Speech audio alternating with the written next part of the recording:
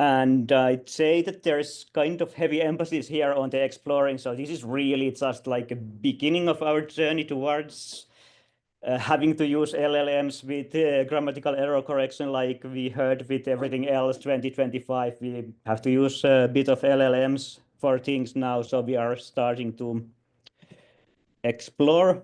And for a bit of background, so we at the Arctic University of Norway have been developing grammatical error correction systems for at least 10 years now. And they are based on rule-based systems, like the FSTs you heard just 2 presentations ago are kind of the basis of it. And that's what we do the best. But also like we do follow the development of natural language processing, and we suggest our work at the academic venues and hear feedback. And we've heard a lot of feedback that LLMs, why are you still doing just rule-based systems for your grammatical error corrections? You should do it in LLMs. So I decided that, okay, I'll do an experiment then. I'll see how it works now. I mean, it's starting to get there that LLMs don't reply that, please don't speak North Sami to me. I don't understand this. Ask an expert. Now it actually answers that, okay, here is North Sami, this and that, and answers us. So it's starting to be a time for us to start experiment with these things, right? And a lot of things also are tied to ethics and what is a good use of LLMs in this context, because I am by no means an AI ethicist, but it seems that in 2025, we all have to be a bit of AI ethicists as well when we work in natural language processing. So that's a thing. And yeah, so our experiment is in indigenous language context, and we specifically work with the Sami languages here. Bit about our background. So here is a word map, and the red dot here is where Tromsø is. So it's in Arctic north of Norway, and we have indigenous folks known as Sami there. So there are, in fact, several Sami languages in our area, and we try to support all of them, as well as, well, we build infrastructures that support these kind of things that we build for all the world's languages, but Sami languages are the ones we work on the most and get paid for, and so on. So yeah. So, and when I talk about Sami as an example in these experiments, so there are some specifics of Sami when it comes to grammatical error correction. I think in this context, I don't have to explain too much that, okay, we are talking about Uralic languages, so these are not Indo-European languages, and I say that they're morphologically complex. So I mean that they are more complex than English or Indo-European languages, but they are not as complex as polysynthetic, which, I mean, if you go to computational linguistics conferences, you sometimes hear that every language that's more complex than English is morphologically complex. You can just say that because that's a good title for your paper in ACL conferences, you know. Yeah, another thing is that the standard orthographies are young, but they are there. And it is like a written culture, so people like to write and actually like to use grammatical error correction and spell checking. It's used in media and administration. It's taught in schools. And in fact, like one of the big users for us is the schools. Like we get a lot of feedback, and especially when things go down or servers are crashing, we get instant feedback that, okay, there's an exam in school and we cannot do anything, and please help. That's the best way to know that we actually have users when something goes down. As you know, you don't get positive feedback, but you get feedback when things don't work. So, and about grammatical error correction, so I just want to specify here that it's really like, I mean, obviously, you're correcting words in a sentence based on the grammar of language, syntax, and such kind of things. So specifically, I try to limit out like spell checking and error correction where some word is a non-word in language. So we don't talk about that in this context at all, but where word is like in the wrong form. Like for example, it usually happens that, okay, if you have a verb form that is inflected in person, you'll have to have a personal pronoun that agrees with the verb. So that is the kind of things that grammatical error correction does for you. And this is like a very useful thing for language learners and language normativization and like supporting the language user community. The thing is that what is really vital for good grammatical error correction is the quality. Bad quality can kind of cause a lot of problems, so we need to be very careful in assessing that grammatical error correctors that are given to school students or people or journalists or people who use language are high quality and don't suggest nonsense. Also in indigenous context and in other contexts as well, it's a tool that is used to build and strengthen the written standard, the written norm. And also here it's important to know that the written norm needs to come from a normative body from the actual community. If the indigenous community has to have like kind of consensus or a body or something to decide and want these standards in the written language. And we are providing tools that help strengthen it and work. So here it is like really crucial that the tools have high precision. They don't give false positive readings that when someone writes correctly and you just start putting like green underlines here and there and saying that no, please correct this, that is quite detrimental for the whole writing community, or can be. And one of the things that I hypothesized when we were kind of suggested to use LLMs instead of traditional methods for grammatical error corrections. LLMs are based on data, and data in indigenous context, especially, at least in here, is not as clean as with English. So you cannot expect that you take 10,000 sentences and 9,990 of them are grammatically correct and perfectly written with the most modern orthography.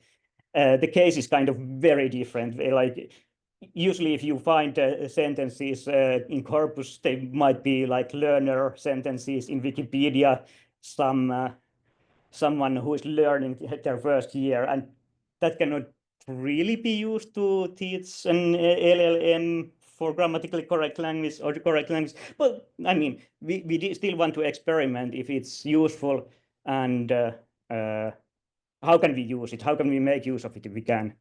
And also the question, like I said, that when you want to standardize language, and it needs someone who is an authority, and LLM does not fill that role by itself, or LLM that we as outsider developers might roll out doesn't fill that role as well. So that is also part of a problem here. Okay, so to the experiment. So for this experiment, we did very simple. We have a large error corpus, or large, in context of very low resourced languages, large error corpus of North Sami grammatical errors annotated by errors. And I picked 100 sentences which have some errors and some sentences which don't have errors. I gave it to the version of ChatGPT we have and our rule-based grammatical corrector, and so looked at what comes out of it, and can it be useful? Can it be hybridized to be useful, or what should we do in the future when everyone suggests that it will be useful in the future for us? So here's how it looks in ChatGPT. I mean, most of you have probably used it. I really have to say that this is kind of initial experimentation for us. We are not AI experts, so we didn't do any kind of prompting or in-context learning. We just wrote to ChatGPT, here is a sentence that is may have grammar errors in North Sami, please correct. And nowadays it actually does respond. Okay, here's some areas in the sentence that you could be corrected, and here's some translations and everything. So it's starting to do something, and sometimes it does something useful, but when you start to look at even the translations here, you can see that, like, for example, Kilitsi, it suggests that the translation was who was, but I mean, it's actually like who, what's a past form conditional, like kind of was, so it's not really an accurate translation or such. And it comes out more and more the more you pay attention to this. Like we know from LLMs, they seem very confident to give good things, but actually they are just kind of lying their way out here. But yeah. And this is on our grammatical corrector in Google Docs. So the red underlinings are from some other software, so it's not relevant here. But what we got to do at the time, we could write this extension. We could have such a side panel thing with the grammar checker. So at the time of writing, at least, we didn't find a way to write red or green or whatever underlinings to the text. So we had to, like, this is what we struggle a lot when we do software like this. We don't get like access to the things that we want to, so we'll write software that kind of does it the other way. But yeah, that's a whole another topic anyway. So I'm not gonna extend on that now. Yeah. So, but in short, like short results of the testing were that, I mean, in ChatGPT didn't really correct so many things correctly, but it did correct something correctly, which is like it was a positive surprise for me, because I mean, this is an indigenous language that has very, very small corpora. So I mean, there is some material in its training data, and it does make some kind of connections of what is grammatical correction and how to correct it. And I don't know how to map it somehow with its internal representation. It's kind of hard to know how it happens, but it does something. But mostly it's kind of still rubbish, like it's not in the usable level yet.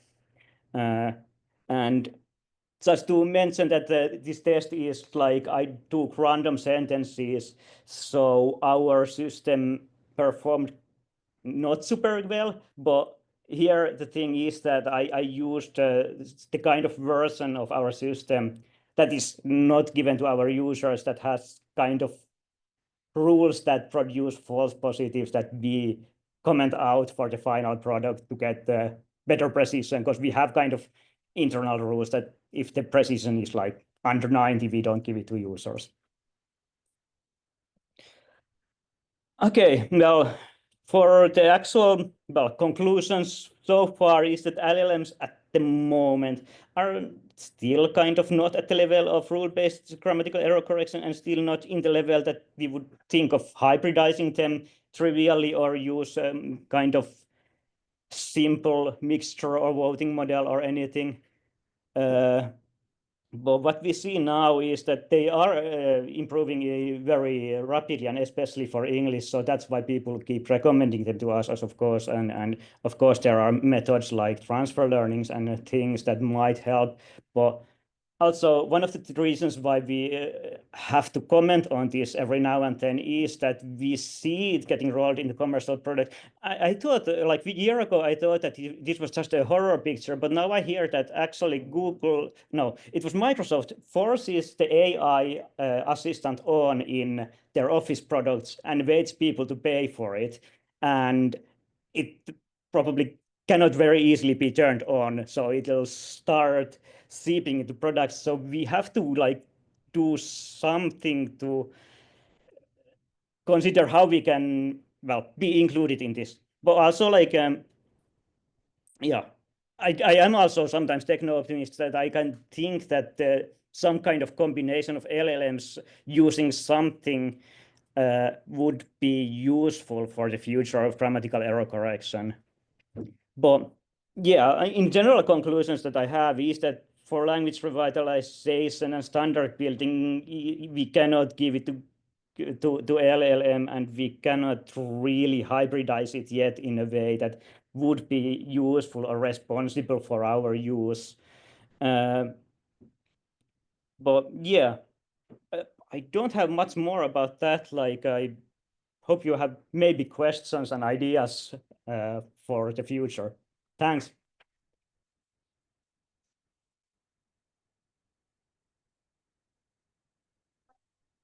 Questions? Extra time. Hi, thanks so much for a great talk and for exploring this really important question. I agree with you completely. It's important to resist this narrative that